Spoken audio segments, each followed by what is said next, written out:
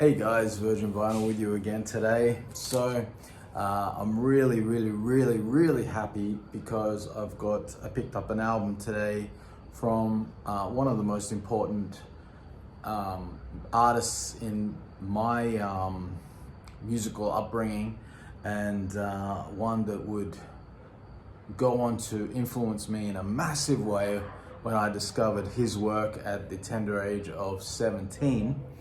And that is, of course, Miles Davis. This isn't the album that got me into Miles, but it came very soon after, and that is Bitches Brew. The incredible Bitches Brew.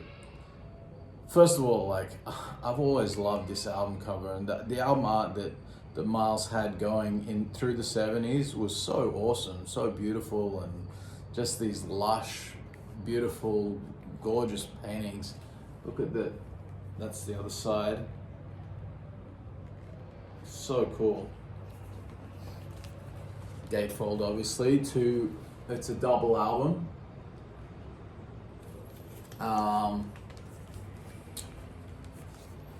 I discovered Miles when I was 17 years old. It was my gateway to jazz actually came from the band Fishbone. So it's funny, I used to get these metal magazines in Australia when I was a little teenager, because actually metal and death metal and stuff like that was kind of the first music I knew independently from what my mum would listen to, or my dad, but mostly my mum. I used to listen to all her records, and I had a few records as a kid, I had that I was given for Christmas, like an Elton John record or a Michael Jackson record or something like that. But the first albums I really ever got independently, not bought, but were given to me, were metal. One of my friends from up the street, one of my best friends at the time when I was a kid, around 1990, gave me a whole big basket full of tapes. His mostly death metal, but a lot of there's some classic metal in there as well, but mostly death metal stuff, early death metal stuff, and even demos and shit like that. Anyway, sorry, it's a bit of a roundabout story, but anyway, so when I was probably around the age of 11 or 12, I started buying with my pocket money, because I was doing a paper run and any odd jobs I could do, like washing neighborhood cars and stuff like that, to try and get a few extra bucks. And I would go and buy this metal magazine, which used to come with a sampler CD, and it was really cool. And anyway, one time, and sometimes they would have some random stuff on there that you wouldn't expect on a metal sampler, And one time they had Fishbone, the band Fishbone, with their song "End the Rain," and I just fell in love with that song when I was a little teenager, 12, 13, can't remember how old exactly I was, and it blew my mind. Anyway, I don't know why, but for some reason I never went and tracked down any of their albums or anything like that at that time.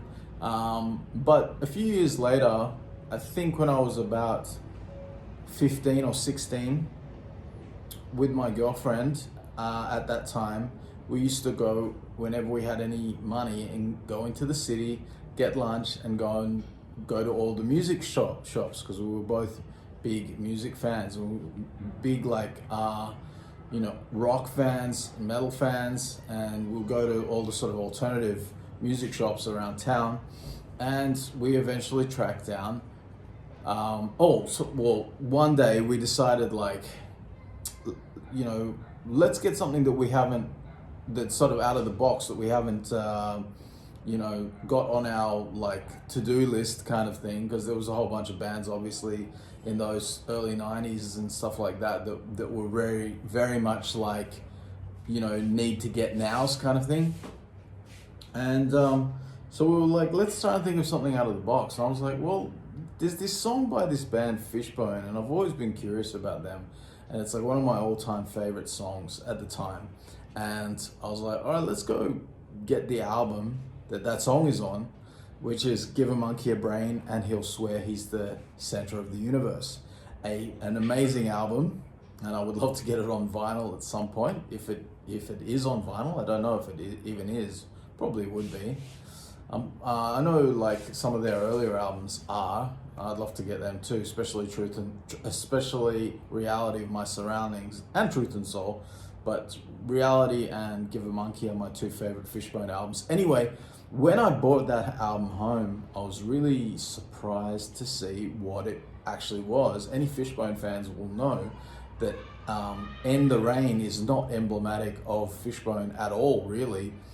On that album, there's a few metal songs. There's Servitude, End the Rain, I guess Black Flowers you could count as a metal song. There's a couple of other, like Drunk Schizo, kind of. There's a couple of like other sort of heavier songs, but Fishbone like were also very funky, also kind of ska, also, you know, like they had this big, you know, they had the horn section, and you know, so like they had trombone, cornet, and sax, and like all of a sudden I'm hearing like this rock sound, and I'm hearing these horns, and I'm like, oh, and I never really paid attention to the horns before like that. I don't know, it sort of lit a fire under me, and there was just something about these guys playing the horns. I don't know what it was, but all of a sudden I just had this nagging urge that I need to go to a record shop, and I need to ask the guy, like, look, I'm kind of interested to like see what this music called jazz is all about. Like trumpet play, like who's a good trumpet player playing like jazz, you know? And of course the guy at the counter said, well, it's got to be Miles Davis. I said, okay, well, what's the best album to get from Miles Davis? And of course he said Kind of Blue, you know, pretty generic answer, but it's a good place to start. Anyway, I bought the album on the spot. I took it home. I put it on the sound system of my mum's sound system. I was still living at home at that time, and she had a great sound system too. And I remember it so clearly. It was a beautiful Saturday afternoon, lazy day, had nothing to do. I put it on the sound system. I sat out on the balcony. Mum wasn't home, so I rolled a joint, smoked a joint, and listened to Kind of Blue, and had my 17-year-old mind absolutely blown away. And I was like, what is this music? What is this magic? You know, who is this person, Miles Davis? What is this that you've concocted, and what have you done to my like undeveloped brain? So of course I started soon after that, actually, like just before my 18th birthday, I got a job at the brand new casino that just opened as a blackjack dealer. And so it was the first real money I had coming in from a good paying job, and I was still living at home, so I didn't have like a lot of overhead. So all of a sudden I had all of this money that I could spend on CDs, and I bought every jazz CD I could get my hand on. But of course, all the Miles stuff I could get my hands on. And I bought his book, and I read the book, and of course, very soon, I read about the fact that he went electric at some point, and I was like, oh, you know, like I'm an old metal guy, I'm an old rock guy, prog even, and this jazz thing goes electric. What's that like? So I bought this. I bought the CD of this, and it's like, that's a shock to the system, because this album is not easy listening music. I don't think. This is a challenging album. This is I think music that really is so unique and pushing into a whole new realm that like Miles was such an innovator. You know, he innovated multiple times within sort of what's now regarded as classical jazz, you know, like within the post-bop and cool jazz and all of that sort of stuff.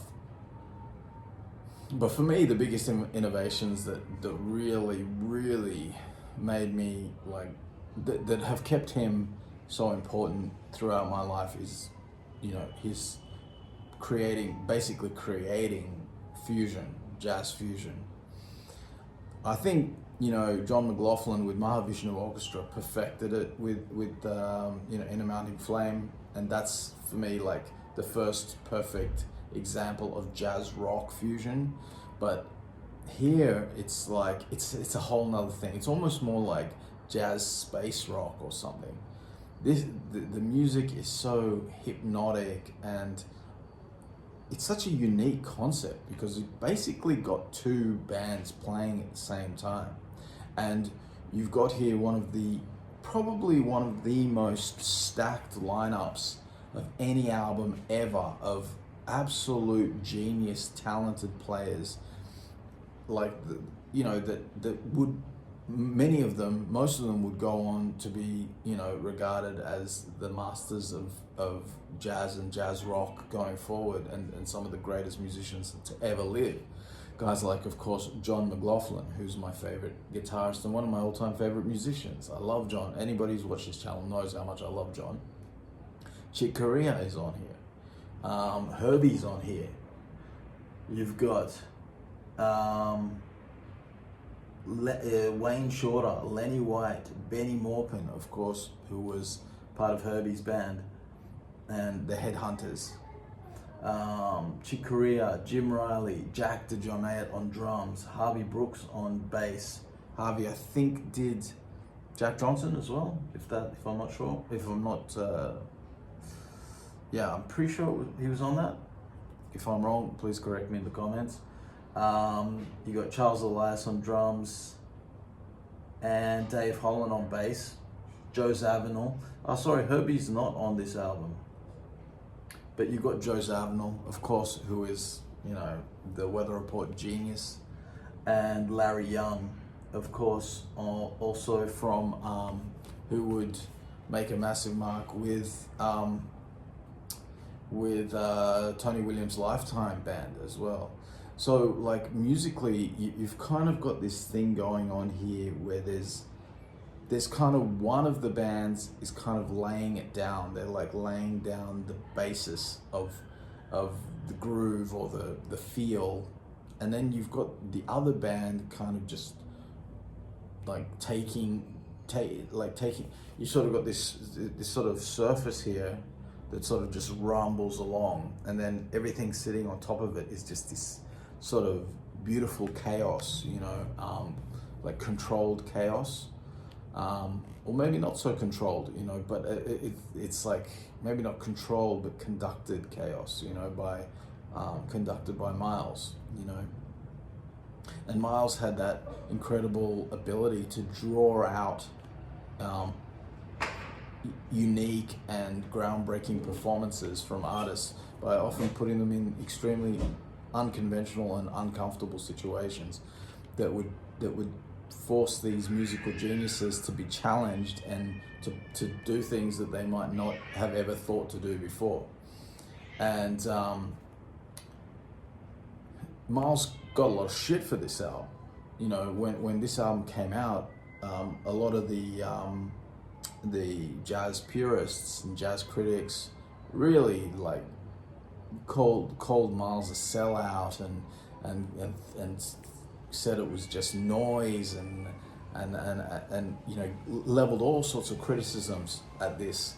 And you know, I mean, I just think those people were just completely blind to the genius that is this album. This is difficult, but you know, it's interesting. Like, I remember when I listened to it the first time, I was still in that, you know, I was still sort of craving that kind of blue thing from Miles, that sort of beautiful trumpet tone. And on here, his tone is beautiful. He plays some incredible things, even though he's doing stuff like you know, the stuff like that, like just these crazy sort of hits, like he's, you know, he was into boxing, right? So he would just sort of do these jabs, like he's boxing, you know, with the trumpet. But it has this beautiful tone, whereas later on, when you get to like albums like Dark Magus and you know, the later, where he's really going into that sort of street sort of Afro space funk thing, which I fucking love, like on Agata and albums like that. He's kind of got more of a harsh, and he's put the wah on the trumpet and a bit of distortion, and it sounds like nasty, you know, and awesome. But here, the tone is still really beautiful. So, like, when I first listened to it, the tone kept me there, but the music itself was I found I found it hard to get through the whole album, and I usually would only listen to like one disc at a time, you know, and I favored the second disc. The first disc I found pretty hard going, but you know, this is one thing that I can say about myself is I've always had the ability to sort of recognize that even if something that is difficult, I can usually tell if it's rubbish, if it's or if there's value there, and I should stick it out. If I stick it out with this, I know it's going to pay off, and this is one of those albums, absolutely, because you know, all these years later, I mean, it hasn't taken me this long to get to this point. I got to this point after a number of years of owning it, but even more so now, like when I played it today, after bringing it home from the shop, I just bought this today, his beautiful reissue. It just was like, just waves of pleasure, you know, every second of it from the start to the finish. It was not challenging, it was not difficult, it was just pure, beautiful musical experience. I just was in musical heaven the whole time. And it's just interesting how, like, sometimes with music, if you persevere with it and you really put the effort in, you know, and give it the time, it pays off dividends. It really pays off to put the work in and to not be a lazy listener. Too much of what is going on in modern music today is because people have become lazy listeners, and they just want their music to be this quick, easy, candy, disposable, instantly hooky. You know, I've got this friend at work, super smart guy, but like when it comes to art, he's a retard. Like really, like I mean, he thinks the greatest movies are like Harold and Kumar, and he likes like music that if it doesn't have a fucking hook within the first, you know, 10 seconds, he's out. He's already checked out. And like he told me how he went fishing with some older guys, and they put some album on, and he's like they played the whole album. I mean, my God, what are they? I'm like, what's wrong with that? I play whole albums all the time. Like he is a bit younger though. He's like 30, 31, something like that. So that's what's happening to these generations. They've lost their ability to appreciate a work of art like this. And somebody like that, and a lot of modern people, would never be able to handle this. They would never be able to handle this album. But what's interesting is that an album so challenging and so not a sellout. I mean, it's so crazy that the critics call this a sellout, because this is hard music. This is challenging music. It's still sold a shitload of records. It's one of the highest selling jazz albums of all time. And, you know, that in itself is kind of like an amazing thing. And Miles, you know, like, there's so much you can say about Miles Davis. Like, he really embodies the yin and yang of life in many ways, like the good and the bad, you know, the ugly and the beautiful, the divine and the profane. Because, like, I mean, he was came from a rich family, you know, he had a nice upbringing. His father was successful, his mother was good looking, and yet he sent himself down into the gutter, became a junkie, became a pimp. You know, it was pretty terrible the way he treated women and stuff like that.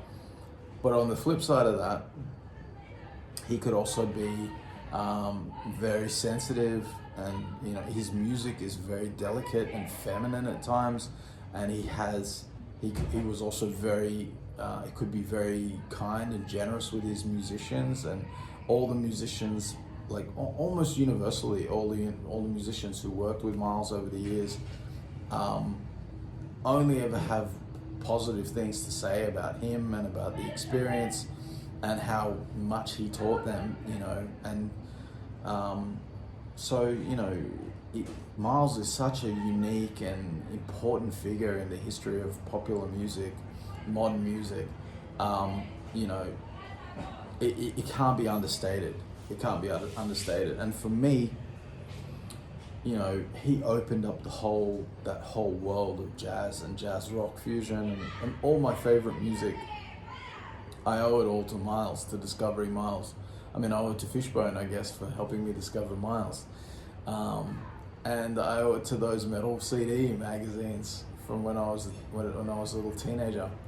I owe it to my friend who lived up the street. His older brother gave me that basket of death metal tapes. It's amazing, isn't it? The journey that we go on from, you know, one thing to another, where music can take us, you know. That's what I love about music, you know. If you are truly passionate about it, you never know where it's going to take you next. And this album opened up so much for me, and when I started collecting, I knew that, like, I've got to get my hands on some Miles Davis and soon. So now I've got like some of my favorite artists. I've got some Alan Holdsworth, I've got some John McLaughlin, I've got some Chick Corea, and now I've got some Miles Davis. I've got some Frank Zappa. Some of the most important artists for me, but Miles is right up there. He's on my Mount Rushmore of important artists when it comes to my musical development and my love of music. Anyway, guys, that's it for today. Thanks for joining me, and I'll see you next time.